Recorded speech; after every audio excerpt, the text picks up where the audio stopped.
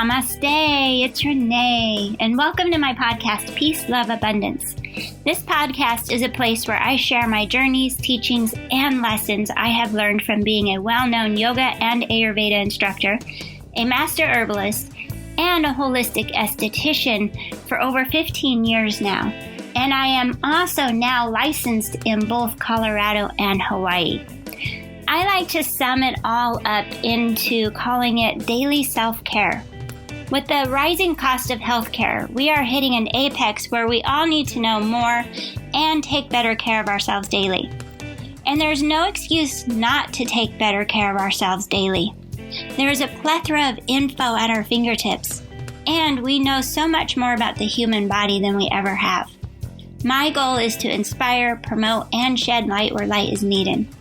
Through movement as medicine, also known as yoga or any kind of exercise really, just get your butt out there. Plus, taking care of ourselves from the inside out as well as the outside in. There is a lot we can do to achieve daily self-care. Appreciate yourself for listening today and taking the time to learn more. I appreciate feedback. Please rate my podcast and share with anyone else who would benefit from listening. And it is with peace, love, abundance that I deliver today's episode.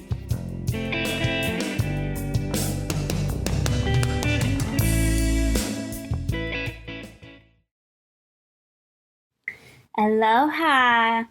On my podcast today, I am excited to introduce you to my cousin Kathleen. Kathleen has always been a positive influence in my life. She's always smiling, always has something to say or share, and is always very positive about it. In her interview today, she's going to share with you how she has connected the dots of her past and moved on into her life as we know it today. And into the future, she's got much more dots to connect. But she truly is an inspiration. When she sets out to do something, she is guaranteed to do it. And we could all use a little bit of inspiration from her because she is a bright light and she is somebody who is very true and honest and authentic.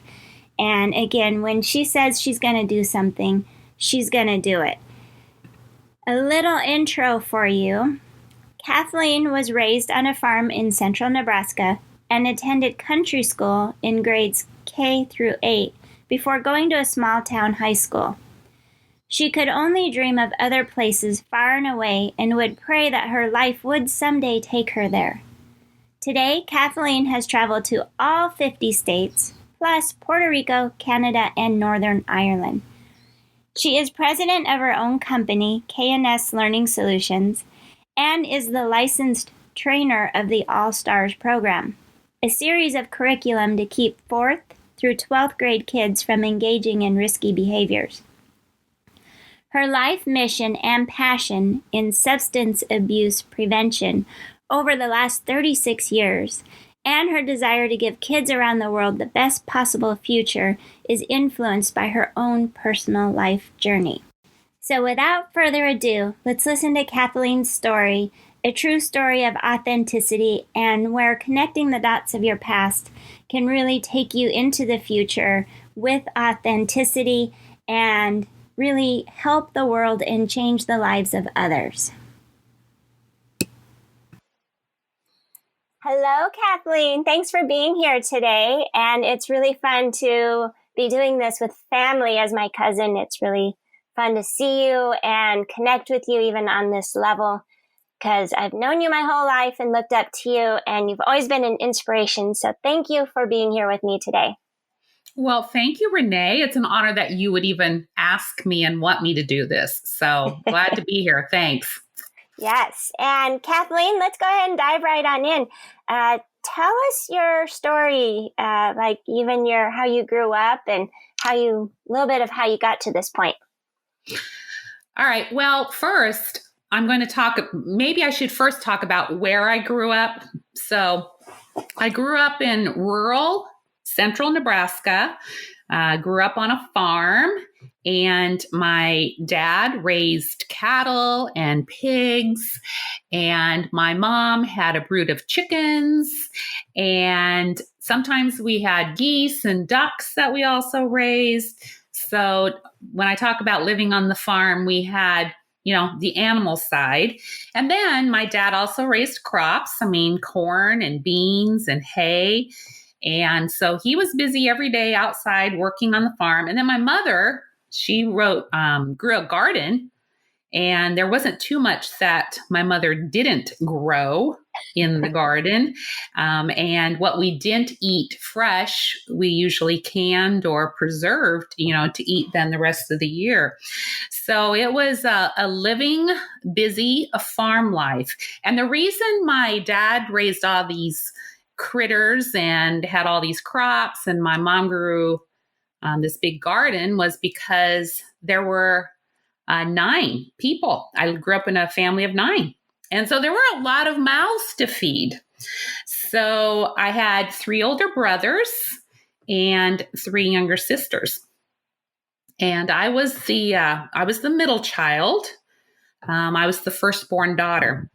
So as I said, Renee, you know my siblings because they're your cousins too. But I always said that after my mom and dad had 3 boys and they wished for a daughter, and I finally came along, they loved this first daughter so much and thought she was so cool and so fun. They decided to have 3 more after me. Right. So, yeah. So anyway, I'm this middle child, but I'm the oldest daughter. And with that came a lot of responsibility. My brothers spent a lot of time outside on the farm with my dad, helping him, but my mother never had a helper until I came along. And so by the age of 10, I was pretty domesticated already. I was preparing full meals for a family of 9 on my own. And one of the reasons was because in my family, we ate 3 meals around the table together every day when school wasn't in session. And when school was in session, it was 2 meals a day. So cooking and being in the kitchen, I spent a lot of time doing that.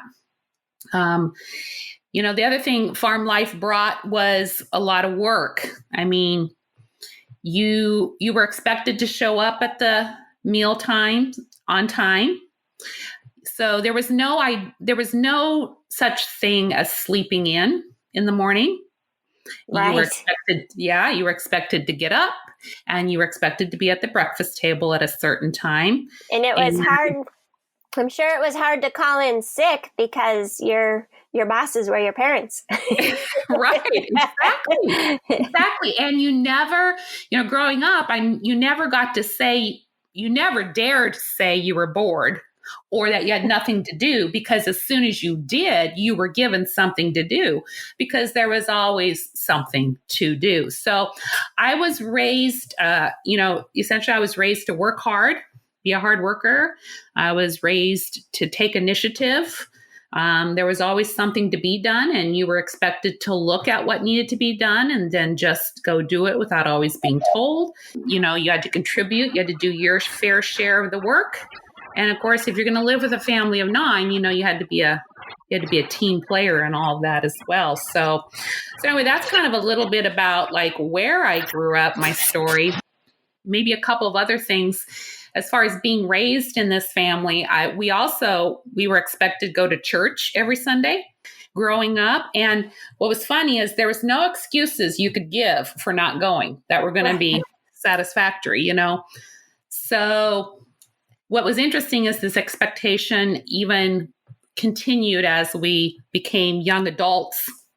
And my dad, I remember hearing my dad always tell my brothers when they were of college age, he said, it doesn't matter as much about what you do on Saturday nights and what time you get home, but you will be expected to get up on Sunday mornings and do your chores and be sitting in the pew in church on Sundays. Right. And what's funny is we all still did that, growing up as young adults. And, but what was interesting too is Sunday afternoons were also expected to be kind of a time of relaxation and rejuvenation. So if we were out late the night before, we had an opportunity to relax and nap then on Sunday afternoons. And that was fine. So anyway, yeah. So I also, as far as my education, I think this is another big part of my story is I also went to a country school a few miles from where I grew up. And it was a 2-room country school, and it had a teacher in each room, and it was just a few miles from where the farm was, but it was one of those things where your parents drove you to school, dropped you off, and then at the end of the school day, they were there to pick you back up. And back then, if the teacher wanted to talk to your parents, whether it was something good or bad, the teacher would just walk right outside the school, right up to the vehicle, and the parent would roll the window down, and there was a parent-teacher conference happening right there, in the vehicle. And of course, if it was something bad, there was always consequences you could expect, by the time you got back home too. But my parents, as well as a lot of the families back then, they had expectations that came with school, and that was, we were expected to listen. We were expected to respect our teachers, to follow the rules, get along with others, and to do our, to study and do well academically. So I was really raised in this family with very clear expectations when it came to a lot of things. And so it was all fine and dandy until we had to transition then from country school after 8th grade into town high school. And so transitioning from the country school into high school in town was difficult. I don't know how it always was for my other siblings, but it was a difficult transition for me. And while it was difficult for me, the high school teachers were thrilled every time they heard another Nelson kid was coming from country school into town school, because we had this reputation, not just in our family, but also country school kids, that we were well behaved. Right. We didn't get into a lot of trouble. And typically we were a lot of times a couple years ahead in our learning compared to our classmates who, went to school in town, kindergarten through 8th grade. So I had the expectations of my parents, but there was also these expectations that teachers had of us kids that came from country school. But it was, I quickly learned when I went to high school, in just a few weeks into high school, that I lived a very sheltered life. And I began to see things and hear things from my classmates about doing things, about things they were going to do on the weekends, or things they had done already, that I was like completely shocked and surprised me. So this would have been in the late 70s when I started high school. And if you know anything about that time, it was back then that alcohol, tobacco, marijuana, and a lot of other illicit drug use was on the rise among kids. And it was very true right there in my small town high school. And those were the kinds of things I was hearing about. So I was invited to partake in some of those kinds of activities, but it was one of those things where I knew I shouldn't and I knew I couldn't. And it's not to say that I didn't drink alcohol while I was in high school.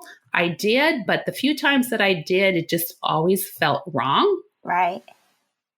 And I I knew that one of the reasons it felt wrong when I did engage in some of those activities was because I knew it was something my parents didn't expect me to do and would have not approved of.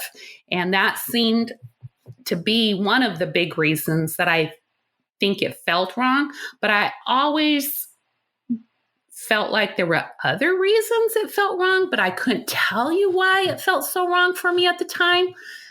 And so anyway, the high school years in town were very challenging years to go through. Well, it's easy now as an adult, which we can get into this a little bit more in your story, but as an adult, it's easy to look back now and just realize it just wasn't authentic for you, you know, not that any child who goes down a troubling path is authentic to them, but you really at that time had some kind of gut instinct in you that was just like, you know, regardless of what my parents think, this just doesn't feel right for me.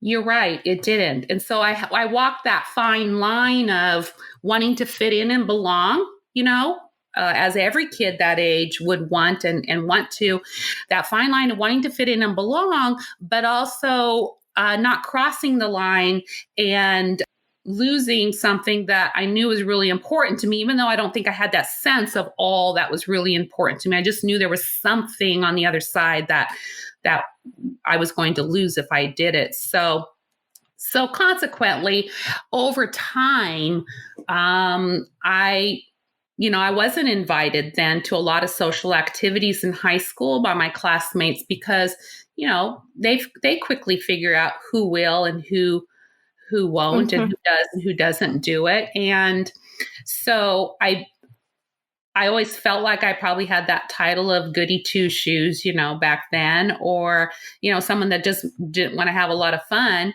And so, you know, I wasn't included and chose to stay home a lot of weekends simply because I didn't want to do anything I didn't want to and cause any trouble. Now, that's not to say I didn't have any friends. I did. I had a small group of friends who, you know, were a lot like me and shared similar values and ideals and interests. And so we would just kind of do our own thing, but we always felt like we were on the outside. Right. You know, so that was really, really hard, I think, to always acknowledge and accept. But when I think about it, though, too, I also realized that during high school was also a time when I just really, really flourished in another way, and that was more in leadership capacity. What was interesting is my classmates may not have seen me as someone socially to interact with or engage with, but whenever it came time to put somebody in some position of leadership, then, you know, I was the go-to person. So, you know, elected junior class president to student body president my senior year and lots of other kinds of titles of leadership. And I kind of forgot this. I came across it not too long ago, but I'd kind of forgotten that they also elected me when we graduated from high school. My classmates elected me the most likely to succeed in the future. So you can't let them down.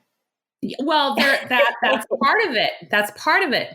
But I thought it's kind of ironic because here I thought sometimes I think I look back and I think, well, you know, maybe they saw more in me than I saw in myself. I think I was wanting to more connect socially in ways back then, but actually I was connecting with them more in leadership ways. They saw more in me as far as that capacity and believed in me to be able to do those things and put me in those leadership positions. And so that was an accolade in and of itself. I don't think I saw it at the time as that.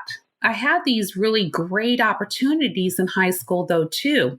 So, you know, after they voted me most likely to succeed, then I did go on to college. And one of the things I was really attuned to back then was that I wanted to work with kids And I knew that I wanted to do something in the field of alcohol, tobacco, and other in that field with alcohol, tobacco, and other drugs.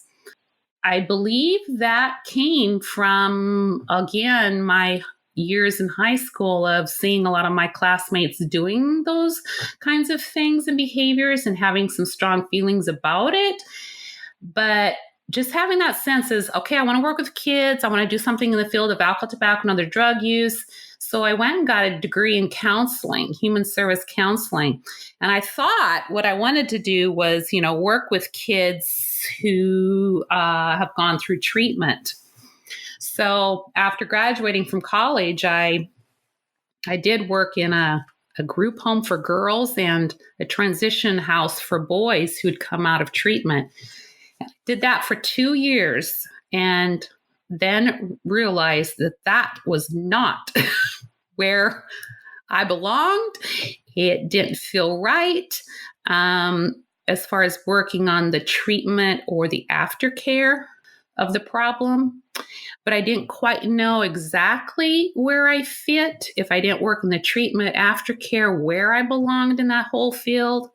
So I was really, really struggling with where this path was going to take me professionally. So one of the things that happened, though, is when I was in college and also when I was working professionally on this treatment side of the issue, during that time, I had this vision. What would it look like if I went back home to my small town where I went to high school and offered kids then, like I said, this was when I was in college now and a young professional. What if I went back and offered to kids that were back there in high school now the opportunity to be in an alcohol, tobacco, and drug-free youth group? Right. What would that look like? Would there be other kids like me who are going to school there right now that maybe are engaging in those behaviors on weekends, but really would prefer not to, but are because they feel like they have to fit in? Or are there other kids like me back there in my small hometown who aren't? They're the homebodies. They're staying home on weekends because, they don't have any other options.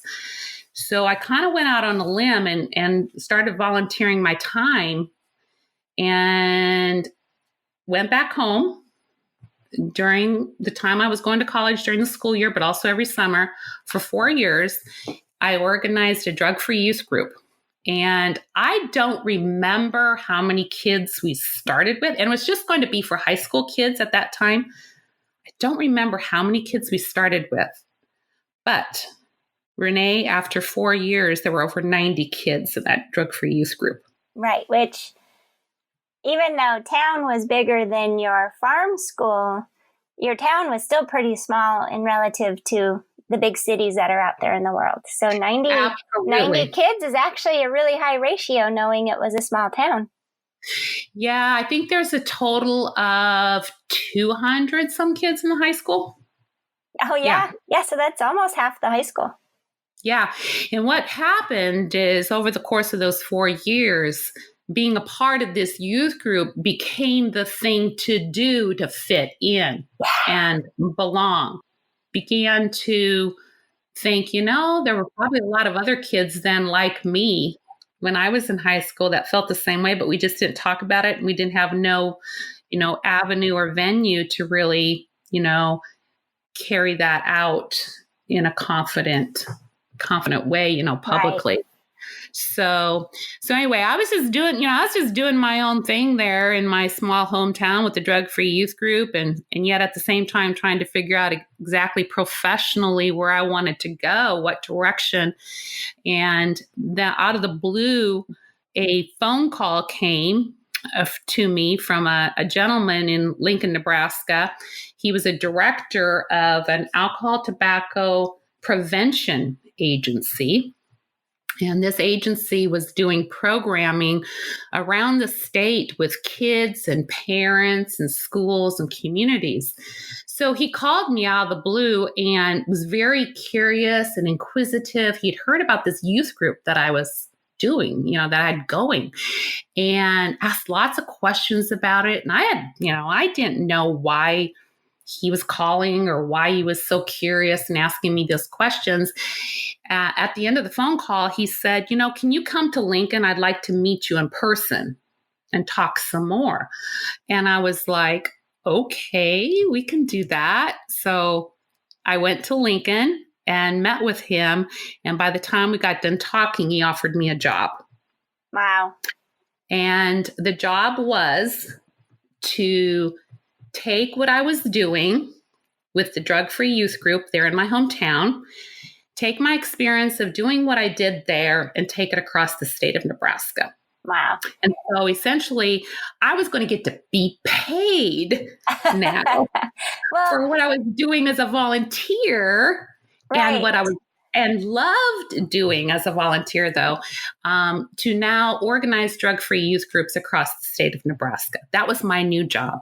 Right. And thus, to be honest with you, now looking back, that's what really began then my career in now alcohol, tobacco, and drug prevention work. So for all these years then since then, but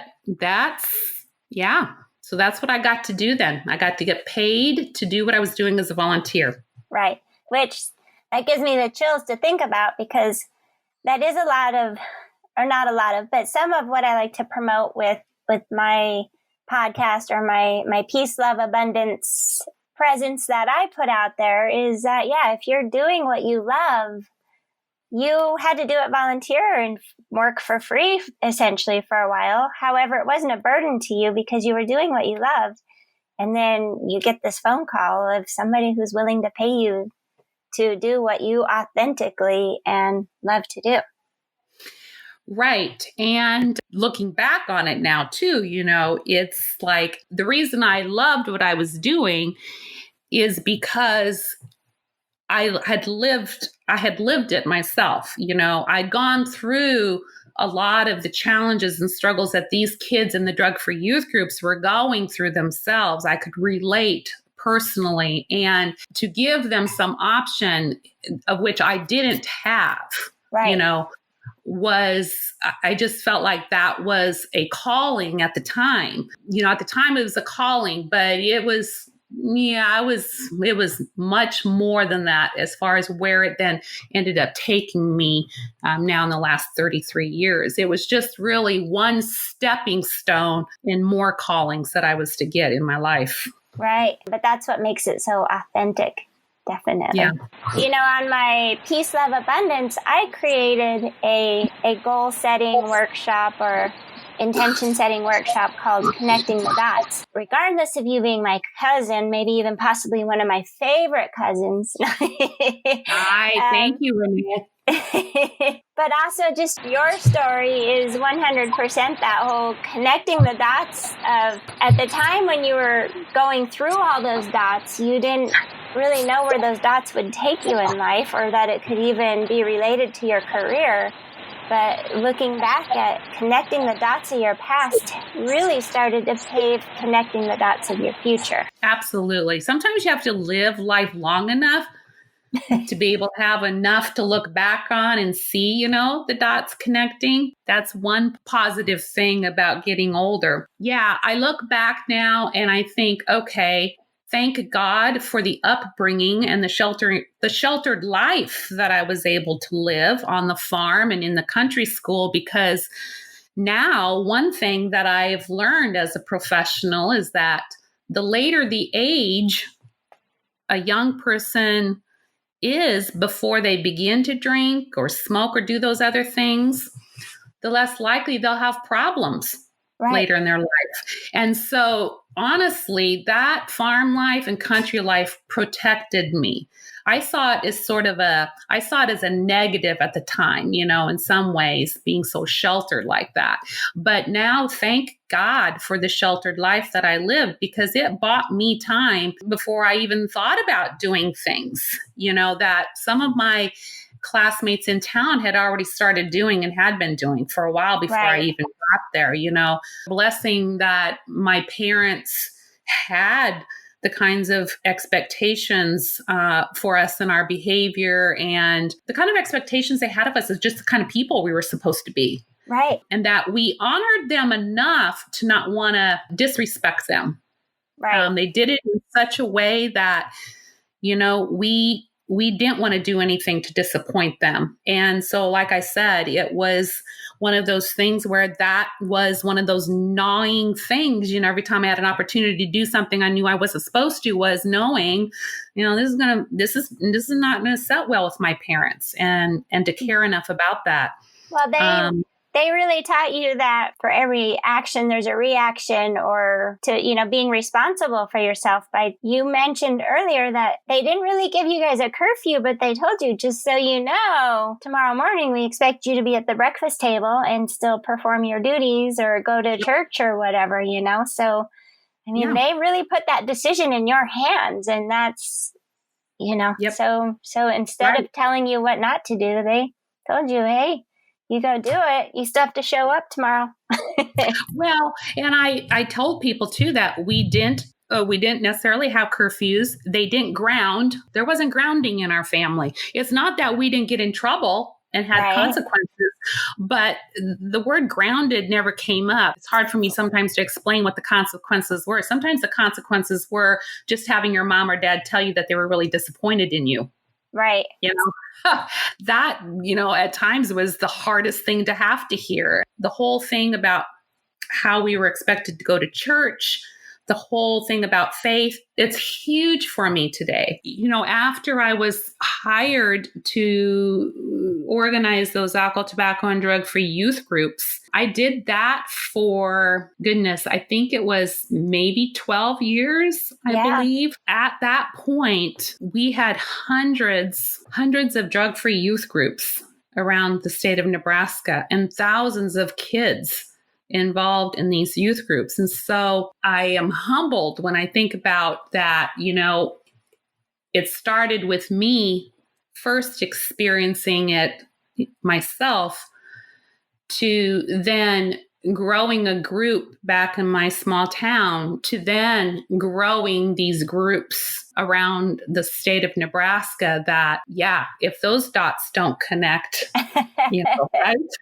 right? Right. Well, and you mentioned on your about section on your website too, that you found out later that you're not alone in how you research and how you connect these dots per se in what you do. Yeah. So when I was doing this work with the drug-free youth groups, I had stumbled across some research by the name of Dr. Bill Hansen.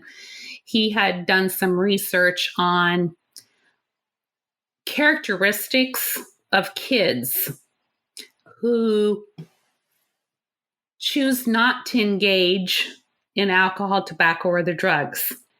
And I remembered reading his body of research and beginning to weep, because, like I said earlier, I always knew my parents were one of the reasons why I chose not to engage in risky behaviors most of the time, but I always felt like there was something more, but I couldn't tell you what that more was. And it was when I was reading his research that it was almost like he was describing me and describing my life. And I could relate to every strategy that he was recommending we use if we want to keep kids from engaging in risky behaviors. So for an example, and this is another connect the dots moment for me. Like, one of the strategies was kids who have a vision of something they want in their future and who want it bad enough and see drinking or smoking or fighting or even having sex, any risky behavior, kids who see those behaviors as getting in the way of what it is they really, really want, they are less likely then to engage in the behaviors. Yeah. So kids who have a vision of something beyond today that they want. And honestly, I don't think I had a real clear vision of what I wanted back then when I was in high school, but I did know that I wanted to travel, that I wanted to see other parts of the world, that I wanted to be a professional woman. I was going to get off the farm, I was going to do my thing, and I was going to get out of the small town life. Right. And I can tell you that whether I don't think I realized it at the time or not, but I saw engaging in those risky behaviors at the time as not helping me one bit. Right. And so that was one thing that now looking back was really working on me. Another strategy was kids who have made voluntary personal commitments to themselves that they're not going to engage in risky behaviors. So yes, my parents told me that I shouldn't and couldn't, but it also became something I chose to not want to do for myself. And so I had made this voluntary personal commitment to myself to not want to do it at some point in high school. I can't tell exactly when, but it was when I started owning it myself. And it wasn't just my parents anymore. That's when I really started standing firm in my ground about not doing those things. Another strategy is making sure that every kid has a positive adult in their life who also has positive expectations and standards, but also who just simply cares and supports and affirms you. Right.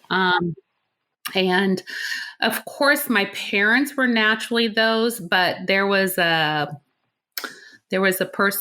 teacher by the name of Mr. Stewart that played a huge role in my life in high school. He didn't know it at the time. I don't think I knew it quite at the time, but as years have passed, it's apparent the important role he played.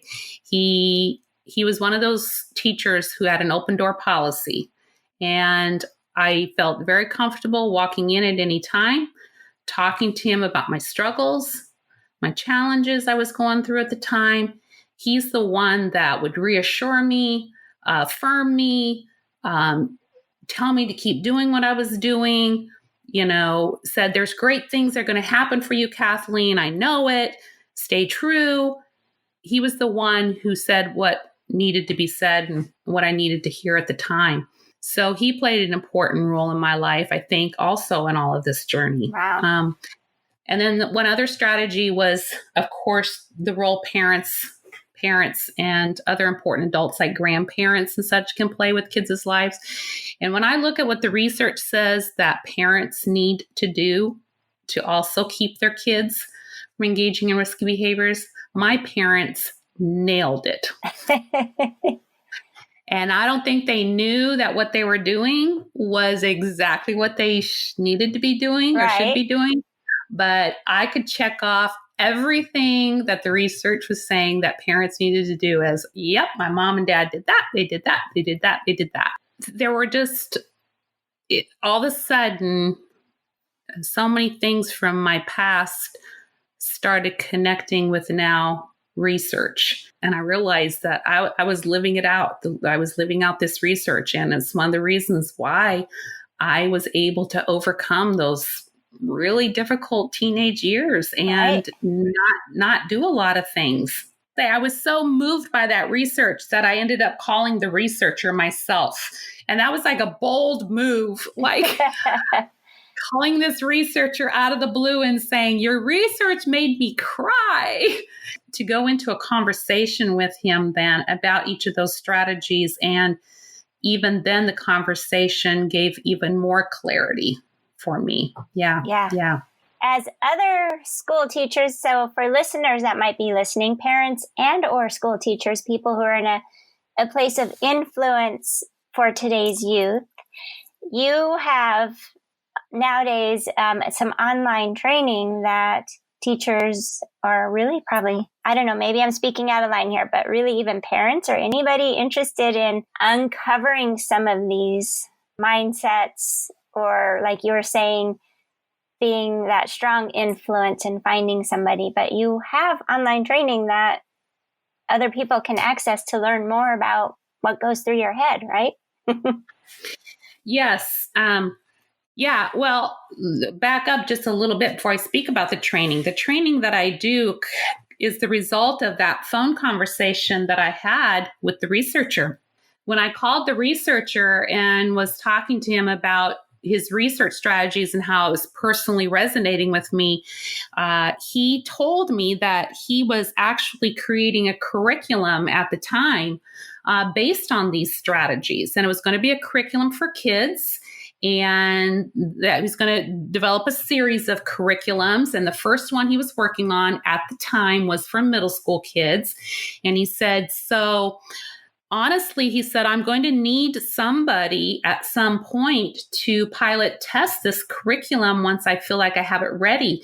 So he asked me if I would be interested in pilot testing then the curriculum when it was ready to do so. And I said, absolutely. So about a year passed, and out of the blue, he calls me back and says that the curriculum was ready, and was I ready to pilot test it? And I knew that this was an opportunity I didn't want to pass up. So I said, sure. So he came to Nebraska. He lived in North Carolina, and he came to Nebraska and did a couple days training with me. And I was sold even more so on this research. And now this curriculum that was actually going to instill these strategies if it was done well with kids.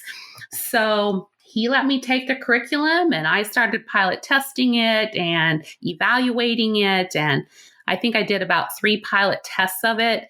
And then the prevention agency I was working with at the time said, you know what, Kathleen, I think Nebraska is ready for this program. And with Dr. Hansen's blessing, I developed the training model. Wow. For the curriculum, because it was just a brand new curriculum. Nobody had trained others to do it. So he said, all right, develop the training model. So I did. And so I started training teachers and community-based folks working with kids all over Nebraska. So now I started taking this, and this curriculum's called All Stars. So I started training All Stars then all over Nebraska. And then next thing you know, now I have thousands of kids in Nebraska getting this All Stars curriculum, another extension of my personal life, you know? And it was just taking off like wildfire. And other states started hearing about it. They started contacting Dr. Hansen, and he said, well, you're going to have to call Kathleen in Nebraska. She's the only one that knows how to train this curriculum. Even though it was his curriculum, he didn't know how to train it. So essentially, it got to the point where it was more than I could do with my job in Nebraska. So Dr. Hansen hired me himself to be his national trainer then for All Stars all over the United States and in other places around the world too. So I did work for Dr. Hansen for 18 years. Traveling all over the United States now, training this curriculum and all the others that he then further developed for other age ranges. It's one of those things where here was a little girl who her vision was she wanted to travel the world. And I oftentimes as a little girl on the farm would wonder what life was like in other places around the world. And you know, sometimes wished that I could someday go to these places. And little did I know that this little farm girl ended up going to all 50 states many times over. I got to go to other countries that I would have never imagined, and to start now impacting kids now around the world with my work and my passion. And so it's another dot that's been connected. Yeah. Yes. Yeah. So have you ever been in a moment, like, have you ever been in a place, in a moment where all of a sudden you think, I've envisioned this moment in my past. Like, I'm here in this place, in this moment right now. And while it's happening right now, it just seems like this is a moment I sort of lived previously of some sort. So as this little girl that grew up on the farm, I remembered being very intrigued by watching the news, world news, about the conflicts between the Protestants and the Catholics in Northern Ireland at the time, and watching sort of the violence that was breaking out in the city of Belfast, Northern Ireland, over religion. And just standing there in the kitchen in the farmhouse, watching these, news clips about this, and wondering, why are people fighting? Like, why can't Catholics and Protestants get along? Like, why are we killing each other over this? And I just couldn't understand that. My work took me to Belfast, Northern Ireland. Actually, many times over, I've been to Belfast, Northern Ireland. And one of my early trips there, I was able to go into a classroom, meet some little 10 and 11-year-olds who had completed the All-Stars curriculum.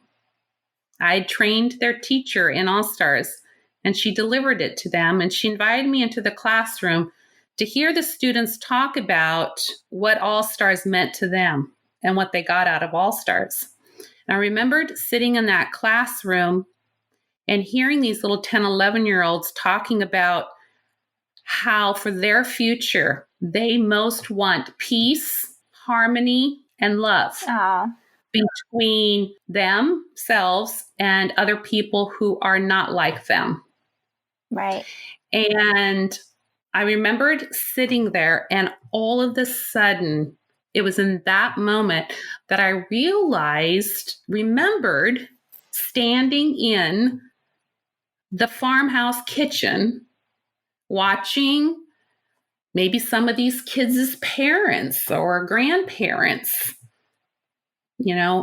fighting between themselves as Protestants and Catholics, and wondering, why can't people just get along?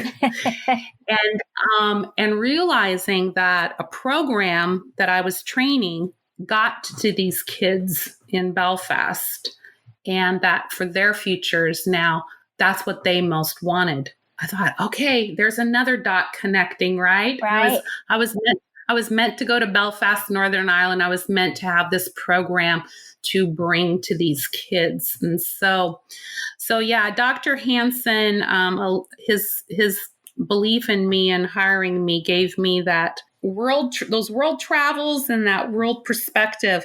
He decided in 2015 that he was going to semi-retire. And I always worried about what was going to happen when he decided to do this and what it meant for me and for All Stars and the training. And I always imagined who would be the other people that I would love, turn the company over to, and that I would love to work for. So I always imagined all the other people I would like to work with if I couldn't work with him. And little did I know that when he decided to semi-retire, that he would come to me and say to me, Kathleen, you will continue training All Stars. To do so, I'm going to give you the training license, and you will be the sole trainer for this curriculum, but you have to do it as your own boss. Wow. You have to start your own training company. I think I had a moment of freaking out when he said that, because Renee, I never, ever I've had a lot of visions for myself in my future, but one vision I never had was that I would have my own training company or be my own boss. And that took me by surprise. I had to actually contemplate it quite deeply for quite a while before I accepted the gift and the challenge. I am the sole trainer now for All Stars, and I am doing it as my own boss now with my own training company. And so I have been now for 4 years. And so you are right. I offer online training for teachers who are working with kids in classrooms. I have All Stars curriculum for kids 4th grade through 12th grade. So I could trade teachers in any of those grade ranges. But All Stars can also be done in community settings, such as after school programs or community centers, recreational programs, or even faith-based communities. So I also train a lot of people who work with kids in just community settings. Most of my trainings are now recorded online, available for people to do at their own pace or with a training class if they so prefer. After you've traveled for 20 years, you kind of prefer to just stay grounded a little bit more now. Right. So I've kind of lived out my dream of traveling the world as much as I've probably wanted to. So I'm now quite happy if I can stay home, stay grounded, and do my training online with people, but I still do go out in person and do training as well, because I also realize I still need the people connections. So yeah, a lot of my trainings are now available online and through my own company. Nice. See, that's why I've always admired you so much. And it's interesting that you say that while you didn't envision him giving you the company and the license to be your own boss, he saw that in you, definitely. Everybody else sees it in you. He knew you could do it. Yeah. And that's one of those things where, whether it's a Mr. Stewart, right, who told me, I believe in you, I see great things happening in you, to Bob, the gentleman that called me up on the phone and was inquisitive about me doing drug-free youth groups and saying, come work for me. I believe you can do this across the state, even though, again, I had no vision of doing that ever. To Dr. Hansen, here's the deal. It's one of the most common things people say after a training with me is that they can see and feel the passion that I have for what I do. Right. And that it's very contagious. They feel it, they believe it, they catch on to it. I believe if you can find that one thing in your life that you're passionate about, then it's easy to believe in it. It's easy to do it. You're going to love doing it. And so I always feel like I found my sweet spot. But the sweet spot came going back way when I was a little girl. Right. Connecting those dots of the past. Yep. For me to be in my sweet spot, I had to go through all the challenges and the struggles that I did as a teenager myself, but also just every time an opportunity came in front of me, to have the faith in myself that I could do it. Yeah. I feel very fortunate that I am able to do something that I've personally lived out myself and that I'm passionate about and so believe in. Right. Which I think that now is a good segue for you to share with us what brings you peace, love, and abundance. Well, I'm a pretty simple girl. It's pretty simple. It's not very deep. My answers are very personal to me. So I believe peace for me is knowing that I'm doing what I was meant to do in this life, that I have a purpose for being in this life, and that I'm living it out. It's required me to recognize and acknowledge that everything in my life, every moment, every person, every challenge, every opportunity has led me to discovering this purpose. But I also have to stay open and be open to the unknowns yet and the unexpecteds that are still ahead of me in my future, to continue seeking and living out that purpose. But for me, that brings me peace, knowing I truly believe I know that I am doing what I was meant to do. Nice. In this life. As far as love, it's for me, it's really the relationship that I've had to build and nurture with myself on this journey towards peace and purpose. But also the relationships and the friendships of others that I've been blessed, to have along the way. There's been a lot of cheerleaders. There's been a lot of advocates. There's been a lot of people who've actually challenged me in positive and healthy ways too. And so for me, love is all those relationships with others, but also the relationship I've had to build with myself to seek that purpose and to also live it out. And abundance is just knowing that, I think abundance is knowing that what you are meant to do in this life and then having the opportunity to do it can really make a positive difference in other people's lives. And to know that that's what I truly feel like I'm doing. I'm living out my purpose. I'm doing what I need to do for that purpose. And it really does make a difference in people's life and that it matters. And it doesn't matter what the accolade is. It doesn't matter if I can say I'm president of my own company or the financial rewards. For me, that's not abundance. Abundance is making a difference. Right. All the many people you've connected with, touched. Right. Yeah. And, some of the people, like some of those kids that I met back in the late 80s when I started organizing the drug-free youth groups back in Nebraska, around Nebraska. I mean, they're in their mid to later 40s now, Renee. They were in high school at the time. And I'm still in touch with so many of them. And I hear from them often, and a time doesn't go by when we do connect that they will speak about how that drug-free youth group during their high school years, for some of them, saved them. Yeah. And how it made them who they are today, So, and hearing from teachers about how All Stars is impacting kids' lives in ways that, I couldn't have even imagined. So for me, that's abundance. And I love it. That's a good piece, love abundance. Yeah. Perfect.